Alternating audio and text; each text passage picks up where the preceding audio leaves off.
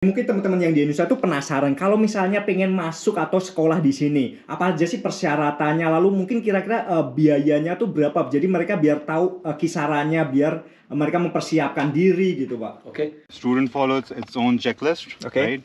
And he's gonna go over it. There's a safety briefing, make sure that your seat belts are on, right? And if you have any questions, just raise your hand. We'll get back to you. And enjoy the flight. Welcome aboard. Thank you so much, appreciate that.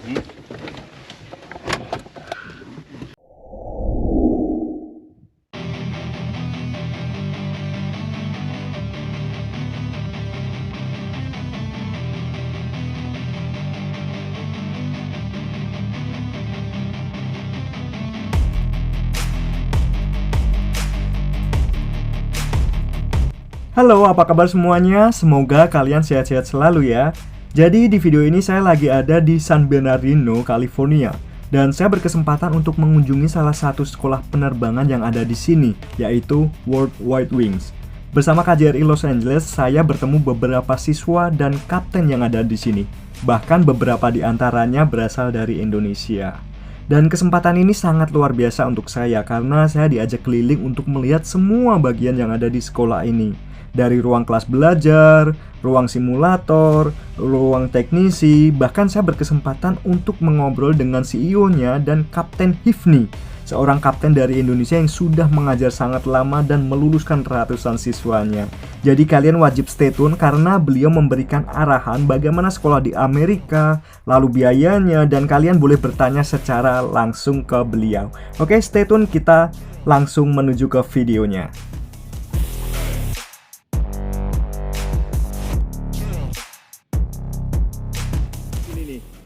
Hai, jadi nama saya Rizky. Saya ini instruktur di sini dan ini Student saya. Luar biasa. Jadi kita hari ini tuh ada di Lucifer. Ini FBO.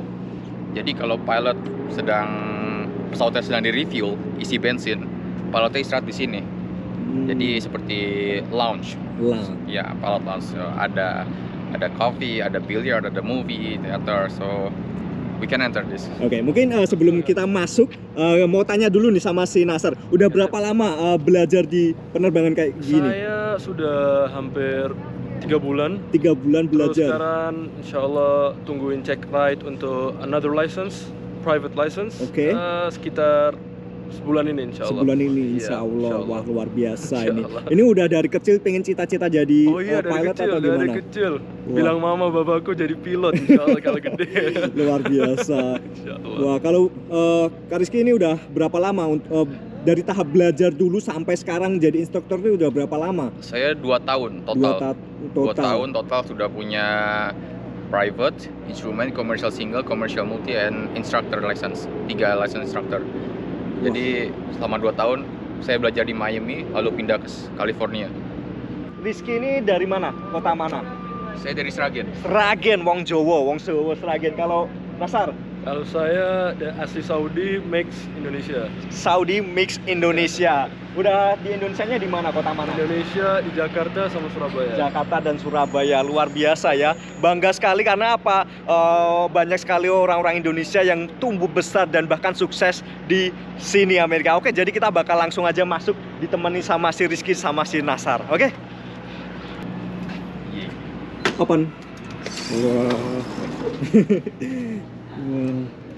Jadi kita semua ngecek weather sebelum terbang di sini. Jadi bagaimana cuaca di destination and then di en route. We have to check here. Apakah ada turbulence, ada thunderstorm and everything. Check it here. Berarti semuanya ngecek di sini. Itu salah satu pesawat jet itu, pesawat jet penumpang itu juga, Yang itu ya? yang itu gede tuh. Itu maksimal berapa orang tuh? Bisa sampai Itu- 10 orang nggak sih? Iya 10 orang, 9 orang itu. 9 orang, 10 orang. Kalau yang ini pesawat jenis apa? Ini juga jet juga, tapi one engine ini, yang depan engine-nya cuma depan. Kalau ini two engine. Dua jet. engine. Wow. Kalau si Nasar ini udah berapa kali untuk menerbangkan pesawat? Saya sudah hampir 43 hours flight, terus dari 11 jam sudah terbangin solo. Wow. Jadi 11 jam itu wah. Udah pernah terbang kemana aja? Saya pernah ke Ramona, solo flight, cross country, solo, terus pernah dual sama instructor. Tapi pernah nggak sih kejadian kayak tiba-tiba berangin, tiba-tiba cuaca memburuk gitu waktu menerbangkan pesawat? Kalau berangin ya turbulence always. Tapi angin ya juga ada, itu angin pasti. Tapi kita sebelum terbang kita harus ngecek dulu weather-nya. Cek dulu ya. Aviation Weather Center, we check di sana kalau ada turbulence gusty, we have to wait until the weather is good. After that we can fly. Yeah. Luar biasa. Thank you banget Mas Yeah, Armi. you're welcome.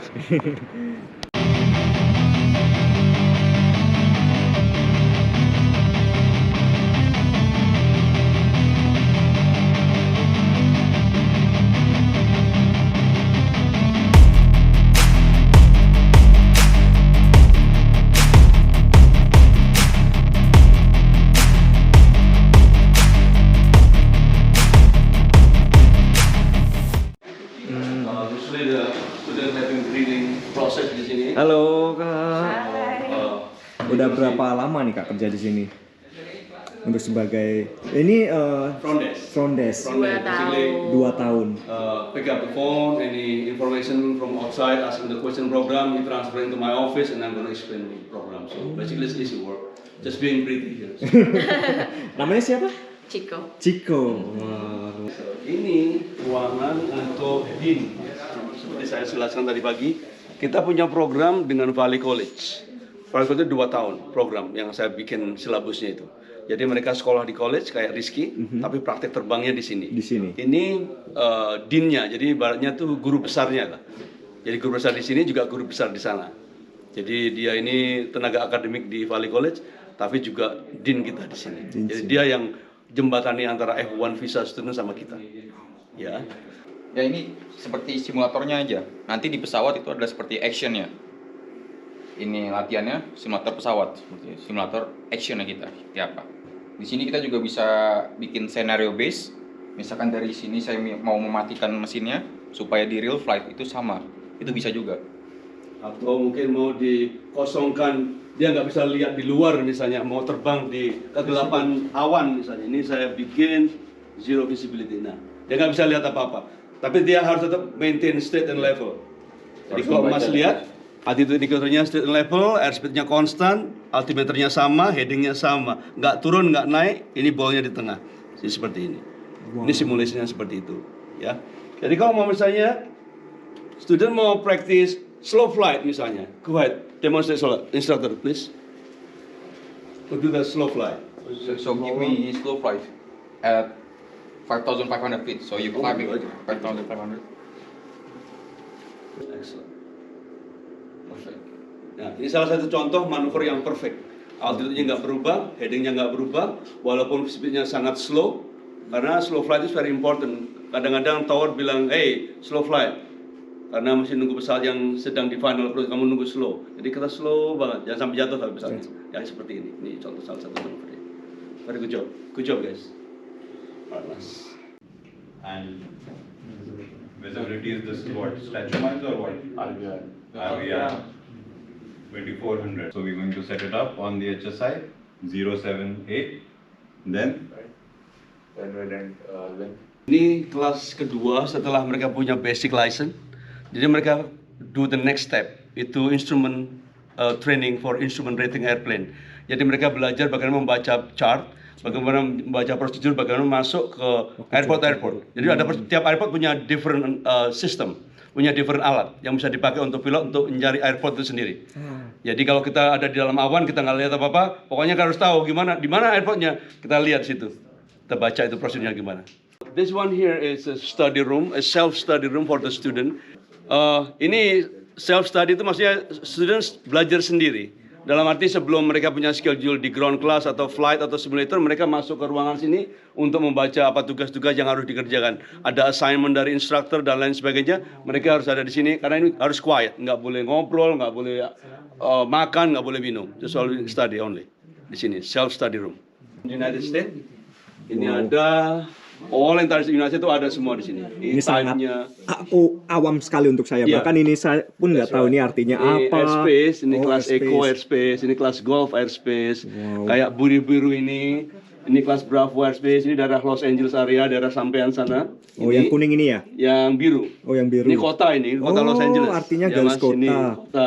Ini kita di daerah sini nih, San Bernardino ini. Kalau mau lebih besar lagi, kita bisa ke sini. Ini yang United States-nya ini. Ya, ini Luar all biasa. Nah, di sini kita belajar di daerah sini, tempat kita latihan. Oh. Jadi San Bernardino di sini, kita latihannya di daerah sini atau di daerah sini. Wow. Ya, ini tempat-tempat yang belajar. Ini ada maksudnya semua ini. Iya, Ini kelas pasti ada maksudnya semua. Ini ada alat navigasi, ini ada juga kelas Bravo. Ini Berarti semua murid itu harus bisa Harus baca, bisa ini, entah seperti garis ini. warnanya apa, artinya apa. Absolut. Jadi kalau nggak bisa ini nggak bisa lulus. Jadi intinya student sebelum saya rekomendin ke FAA test, dia harus ngelewatin saya dulu. Saya yang terakhir dari sini yang bisa bikin kualitinya student supaya lulus atau tidak lulus. Jadi kalau saya bilang ini belum siap, ya nggak lulus. Harus ngulang lagi. Wah, Ya. luar biasa. Gitu. Nah, ini kayak ini dia belajar 1 lawan 1. Ini seniornya, ini senior, this is juniornya. He asking what the question is, some stuff like that. Oh, Oke, jadi wow. mereka kalau mau terbang mereka kesini dulu ngambil weather brief, mereka nanya cuaca apa cuacanya hari ini, selesai mereka tarik print out, baru mereka terbang. Jadi nggak bisa langsung asal terbang begitu. Nggak langsung. Dari situ mas. Silakan. Ini tempat dispatchernya. Jadi untuk keluar masuknya pesawat tuh dari sini Dari mulainya. sini semua. Ya, ayo mas masuk mas, tutup aja. Ini ruangan saya. Jadi silakan masuk. Ini ruangan yang murid-murid biasanya mau mati kutu di sini. Mati. Ini tempat pembunuhan student. Jadi kalau mereka nggak siap, ya jangan duduk di meja ini. Jadi kalau biasanya anak-anak yang dipanggil ke sini itu dua option. Dia punya hasil bagus, prestasi yang bagus, atau mereka kena teguran atau kena warning. Jadi kalau udah ketemu di sini, jadi orang alergi ke sini. Jadi kalau udah lihat saya ada di sini, mereka ya harus baik-baik. Kerja harus baik, belajar harus baik. Kalau kursi ini kursi mematikan. Kursi panas. Kursi panas. Sama orang kayak 10 tahun dulu di sini. Jadi ini tempat asisten saya di sini. So ya ini tempat saya. Ini ya ada chief pilot room. Di sini tempat ya semua peralatan yang kita perlukan untuk pesawat kita taruh di sini. Storage room. Ini tempat untuk anak-anak mengambil tes. Jadi kalau mereka udah persiapan di meja tadi, mereka mau ngambil FAA test, mereka di sini. Bakal di sini dulu. Test room. Jadi kalau Mas lihat di sini, jadi test roomnya di sini. Jadi untuk ujian ke negara, yang written test. Jadi pilot itu ada written testnya ada, oral examnya ada, tes terbangnya juga ada. It's complicated. So Sangat susah sekali Sangat untuk susah. menjadi seorang pilot. Oke. Ini mereka setelah terbang, instrukturnya memberikan briefing, post flight briefing. Jadi koreksinya apa, kemudian kesalahannya di mana, kurangnya di mana, apa yang perlu ditingkatkan for the next flight. Seperti ini. Silakan. Pintu ini pintu khusus yang tidak semua orang bisa masuk. Silakan. Oke, go ahead. Jadi ada kode-kode tertentu government yang kasih ini ya. Jadi nggak semua orang bisa masuk ke sini. Oh, karena area Area ini. Okay, go ahead. You guys can go to the hangar. Go to hangar. Go to hangar, guys. Nasar and everybody go to hangar. Okay. Alright, ini rem kita. Kita punya 21 pesawat dari ujung kiri ke ujung kanan. Ini semua pesawat latih kita. Ada 2-seater yang di sini. Light Sport, Piper's Trail, Alpha Trainer. Ini kita punya 10 biji yang ini. Yang di belakang sana ada jenis Tomahawk. Untuk pesawat latih, kita ada Bonanza. Ada Cessna 152, ada juga di sana Cirrus. Yang paling biru sebelah ujung. Jadi ini semua milik kita, ini parking lot kita semua. Make sure it's good. Okay, mereka ngecek semua. Equipment pesawat, lampu-lampu pesawat, radar-radar pesawat, antena-antena pesawat, mereka cek semua. Tire pressure-nya dicek, nose wheel-nya dicek, baling-balingnya dicek, ada leaking atau enggak, brake-nya masih jalan apa enggak, semua dicek semua. Stall warning-nya dicek. Ini harus dilakukan setiap kali mau terbang. Kalau sehari terbang 10 kali, ya harus lakukan seperti ini 10 kali. Ada jangka tertentu nggak Pak untuk kayak misalnya maintenance untuk Ada annual inspection, ada setiap tahun 1 kali. satu kali? Kemudian setiap 100 jam. 100 jam itu. Iya. Ready? Ready? Yeah. All right. So just the basic thing, you can first go ahead, step in, right? Put your first feet here, Okay. and then hold this, and then right onto this one. All right? Okay, I'll do it. There you go. Awesome. Wah. Don't worry. I'm sorry. Get him comfortable. You good? Yeah, I'm good. Wah, bakal menjadi pengalaman luar biasa naik pesawat kecil ginian. Never gonna look back, 'cause damn, I was built to last. Dan akhirnya baru di sini aku mendapatkan kesempatan untuk merasakan naik pesawat sabung atau pesawat mini dengan satu mesin saja. Yang biasanya kita naik pesawat menggunakan 4 mesin, tiba-tiba menjadi satu mesin. Ini menjadi pengalaman yang luar biasa untuk aku. Karena apa? Adrenalinku sangat tertantang, getarannya, lalu goncangan dari dalam itu sangat terasa sekali. Wah, parah. Tapi di sini aku belajar banyak sekali dari mereka. Karena apa? Komunikasi mereka antara co-pilot dan pilot, lalu komunikasi antar dengan towernya, bahkan belajar take off landing ataupun menunggu pesawat bergantian yang naik ataupun turun. Luar biasa sih, menjadi pengalaman yang luar biasa, tak terlupakan untukku.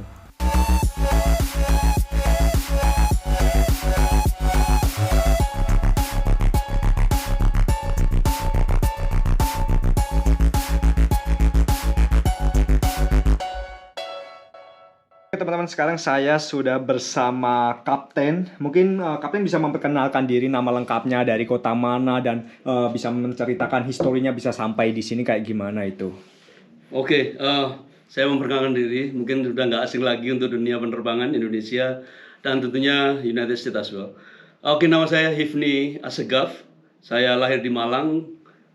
Backgroundnya di militer dulu. Saya jadi akademi militer dulu. Akademi militer. Ya.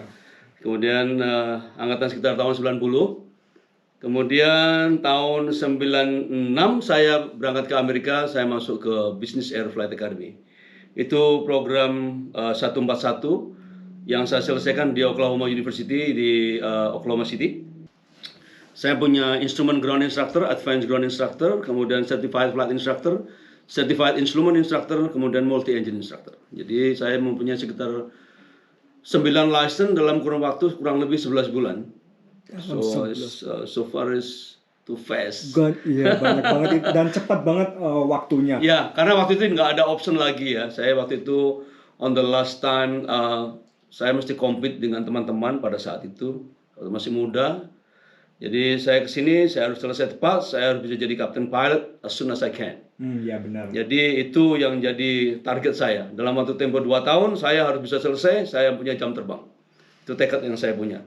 It's a long story, dalam arti tidak semudah seperti yang orang bayangkan. Jadi penerbang itu tidak semudah yang orang pikir. Wah, kamu jadi pilot enak. Oh iya, benar. There's a lot of perjuangan. Seluk-beluknya dasarnya itu memang sangat rumit.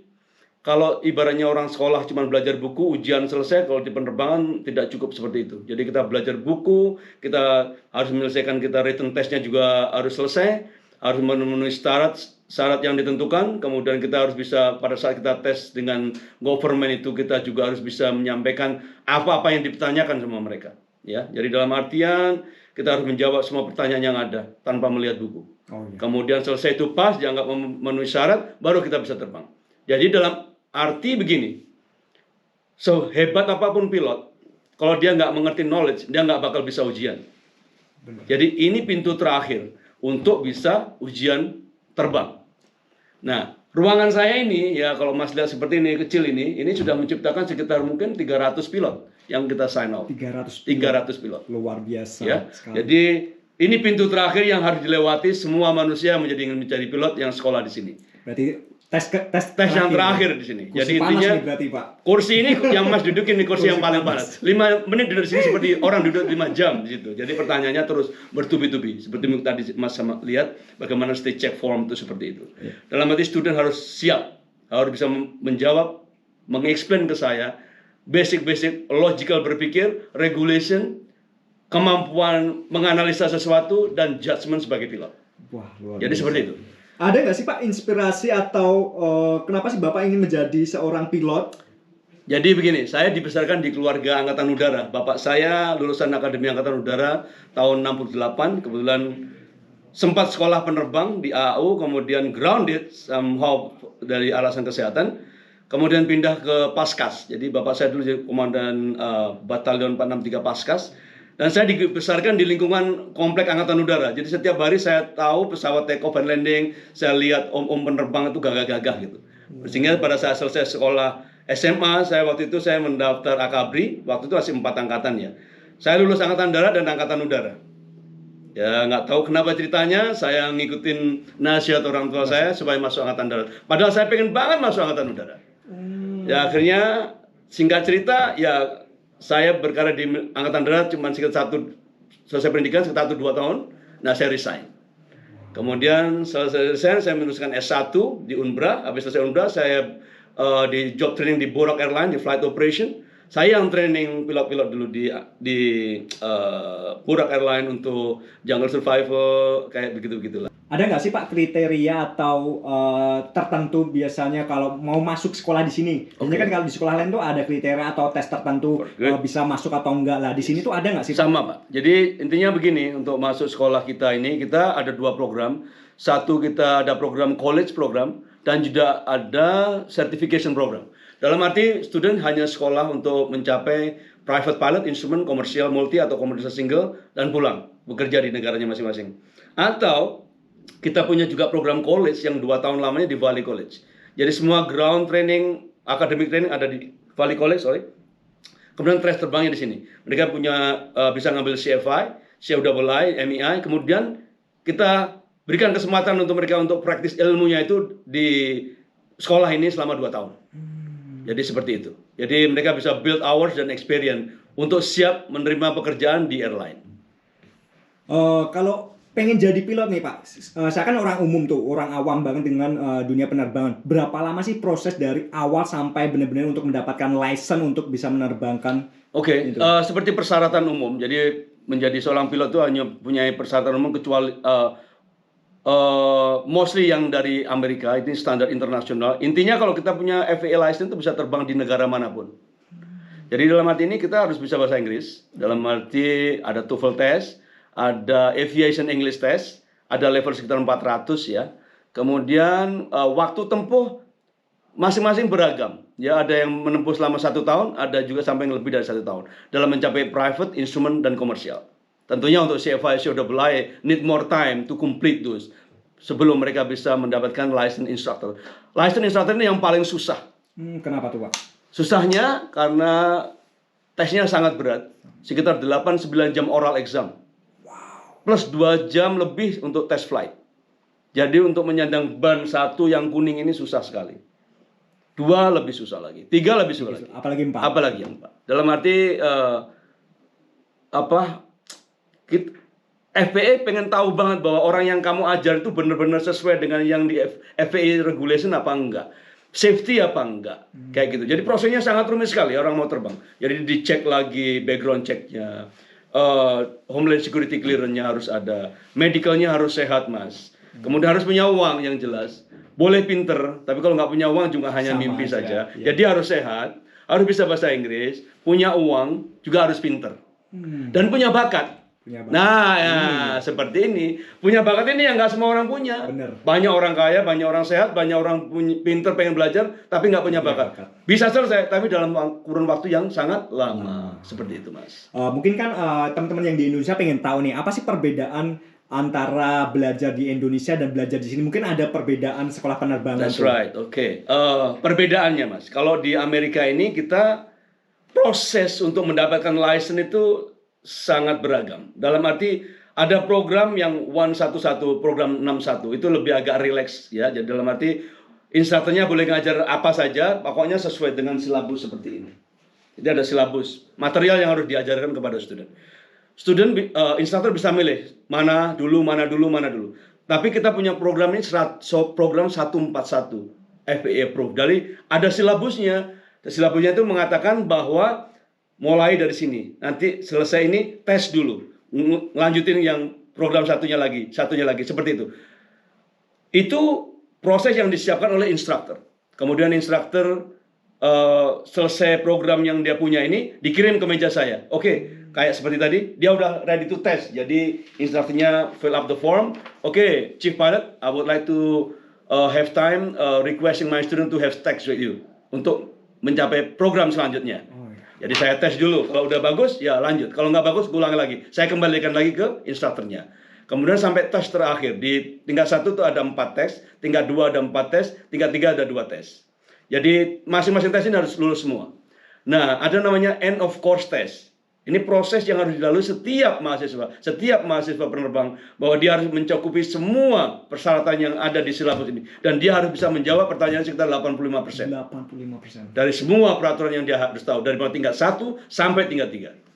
Seperti itu. Jadi susah. Ini mungkin teman-teman yang di Indonesia tuh penasaran, kalau misalnya pengen masuk atau sekolah di sini, apa aja sih persyaratannya? Lalu mungkin kira-kira biayanya tuh berapa? Jadi mereka biar tahu kisarannya, biar mereka mempersiapkan diri gitu, Pak. Oke.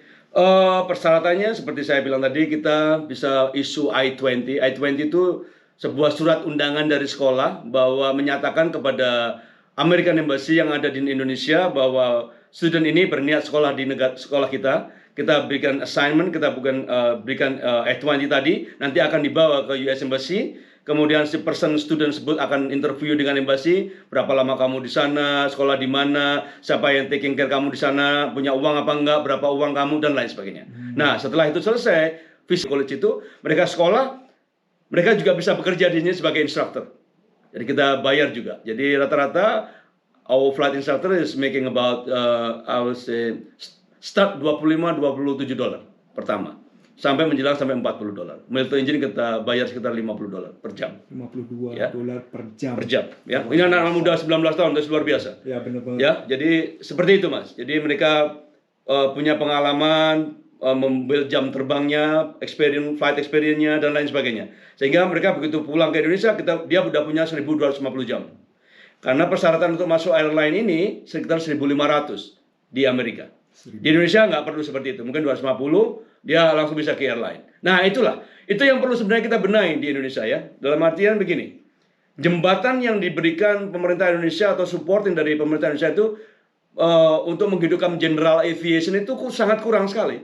Di sini ada flight instruction, itu ada, ya, crop dusting ada, sightseeing ada, flight operation untuk 135 kargo itu ada, dan lain sebagainya. Jadi anak-anak setelah selesai sekolah komersial pilot itu bisa kerja, langsung kerja dan bisa punya build jam terbang.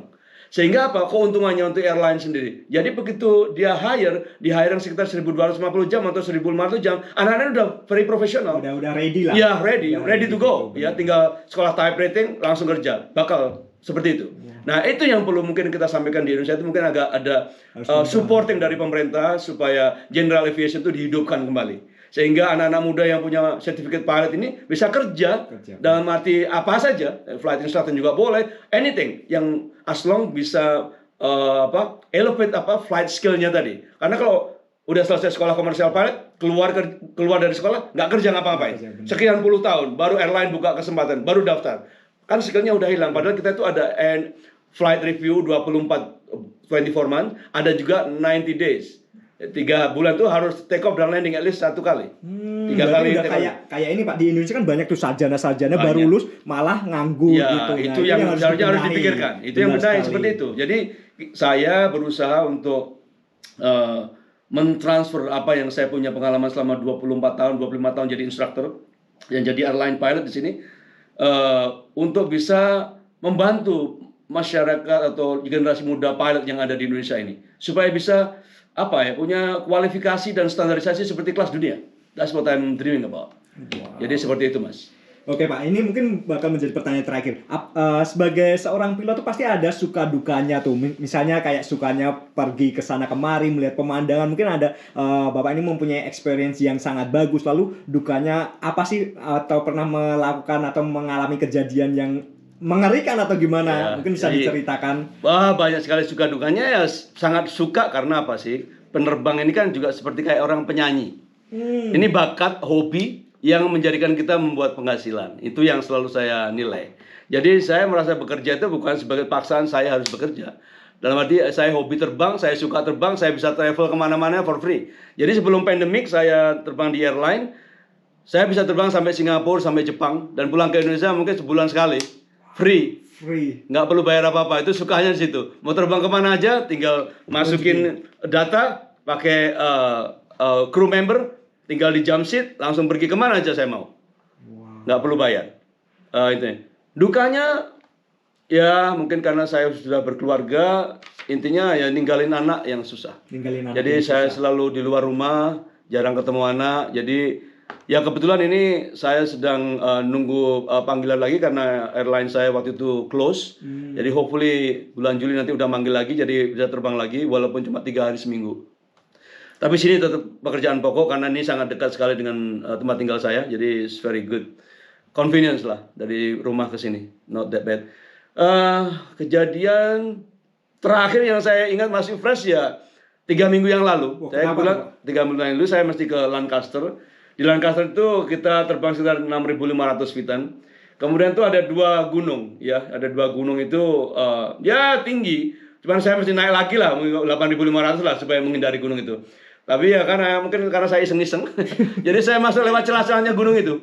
Wow, masya Allah, that's menakutkan sekali. Pesawat saya udah mau balik-balik begini, udah mau balik-balik gini. Itu posisi sendirian atau berdua dengan student. Waktu itu saya ngantar student untuk cross country, jadi pesawatnya sudah balik-balik sekitar 32 gasti. Jadi udah mau balik begini, jadi saya yang harus nerbangin sendiri. Terus itu yang kejadian yang saya ingat kemarin. Akhirnya pelajaran saya ambil dari situ. Jangan pernah terbang di antara gunung-gunung seperti fighter pilot. Jadi terbang yang nggak datar-datar aja kalau kita punya civilian civilian aircraft. So dari situ yang bisa saya sampaikan. Pengalaman saya jadi instruktur ya sekitar udah lama. Airline pilot saya mulai tahun 2018. Saya mulai karir saya di Mesa Airline. Kemudian saya pindah ke ExpressJet. Saya menerbangkan CRJ 200, 700, 900 dan juga Embraer 135, 145. Itu pesawat yang terakhir saya piloti sebagai first officer dan pilot in command. Dan jadi chief pilot saya mulai tahun 2015. Jadi so far saya waktu ada tes chief pilot di San Diego itu, saya merupakan orang Indonesia pertama yang jadi chief pilot di US. Wah, luar biasa. Orang Indonesia pasti bangga dengan Bapak ini. Terima kasih sekali Pak, semoga sukses selalu. Terima kasih. Dan pesan saya untuk anak-anak muda dari Indonesia, kalau mau sekolah penerbang, silakan kontak saya, ada Facebook saya, ada nomor saya 909-678-6893. Silakan kontak saya langsung. Jangan pernah mau sekolah ke Amerika pakai agen. Itu akan membuang uang yang percuma. Jadi langsung hubungin saya dengan free, dengan senang hati akan saya cek sekolah itu, keberadaannya, statusnya, dan lain sebagainya. Sehingga kalian tidak perlu tertipu lagi dengan pengalaman-pengalaman sebelumnya. Itu saja yang bisa saya sampaikan. Langsung kontak saya, it's free, no charge, I give you information. Ya, biaya sekolah di World Wide Wing sangat murah. Sebenarnya 45.000 private instrument komersial. Kemudian kalau kamu sekolah di college, kamu ngambil CFA double I, kamu ngajar di sini, kamu dibayar di sini, dan kita sponsori untuk multi-engine instructor for free. Kalau kerja 24 bulan. Itu benefit yang kita punya. Luar biasa. Terima kasih sekali Pak. Terima kasih. Thanks for coming. Alright. Hello, my name is Naushad. I'm originally from India. I'm an Indian Air Force fighter pilot. I migrated to the US in early 80s and have been an aviator and a pilot, worked with many airlines around the world, and have been a part of aviation industry for the last 43 years. Aviation is my passion, and to be able to teach has also been my passion. I really love to teach. And that's why I have 2 flight schools on the 2 coasts of America, the East Coast and the West Coast. We operate from Miami on the East Coast and from San Bernardino International Airport on the West Coast in California. We offer multiple flight training programs, starting all the way from private pilot license, doing the instrument rating, and also completing the commercial pilot license. We also teach students to be flight instructors, and if they are eligible to work in the United States, then we also hire them as flight instructors in our school. We work with multiple colleges to have a associate degree or a bachelor's degree program. We work with Embry-Riddle program, we work with Mount SAC, and we have also worked with San Bernardino Valley College. All of them offer outstanding, college graduation programs associated with aviation. Like I said, my own background and my staff background, we can add up to almost 150 years of flight training and flight experience. That's a whole lot for a school our size. As far as the facility goes, many people have visited our school and they are extremely impressed. We have an 8,000 square foot facility with very elaborate teaching tools, very well qualified instructors, and also we have 20 to 22 airplanes which we split between Miami and California schools. Most of our resources are located in California at San Bernardino International Airport. We have very young fleet. Actually, 9 of our airplanes are absolutely less than 3 years old. Safety wise, instrumentation wise, maintenance, we have the best in the world. We have our own maintenance facility, which is an FAR approved 145 operation. Our school is FAR approved 141 operation. And like I said, we treat our students well. We make sure that they get the best training out of our school, and they do well and find a career in aviation. That's the whole idea. We don't train people to have a job. We train people to have a career. And that's always been our effort. We are very frank, we are very responsive, and we take our responsibility seriously. We have regular inspections with FAA for our maintenance, for our school. And if you have any questions, you can always reach us directly and be able to get the right answers. I can safely say with 43 years of aviation experience, I'm myself a walking and a talking aviation encyclopedia. So you can throw as many questions as you want at me, and more than likely I will be able to get you the answer almost immediately, especially when it relates to training, and training under the FAA system, which is a world-class curriculum by itself. I have visited multiple countries, multiple schools, and I can say this with utmost confidence that there is nothing better than training, flight training in America. It is the best. It has always been the pioneer in, aviation training, and it continues to leave everybody, all the countries behind in more ways than one. And I'm extremely proud that, we are a part of this training process in this country. So, like I said, reach out to us. Our school's name is Worldwide Wings, located at San Bernardino International Airport in California. And we also have a presence in Miami, Florida. So, if you have any questions, you can also visit our website at worldwidewings.net. That's it. Thank you. 1, 2, 3. 1, 2, 3. Okay. All right. Thank you. So anybody want to fly or learning to fly, just send it to me. Anytime you all want to fly, you can come. It is free. Not all the time. I'm gonna say no. Ay, ini udah tahu tapi minggu saya telepon. So Make sure I am here. thank you, Gino. Thank you so much. Thank you for coming. Stay in touch. Thank you. Oke, Captain. Okay. Suwun, ya. So thank you Mas. Thank you so much. Thank you. Sukses terus. Appreciate Nazar. Mbak Popi. Thank you Mbak Popi ya. Thank you guys. Thank you, Thank Kapten. you Mas ya. Insyaallah. Thank you. Thank you. Thank you so much. Kamu kan Malaysia. Oh iya, pasti.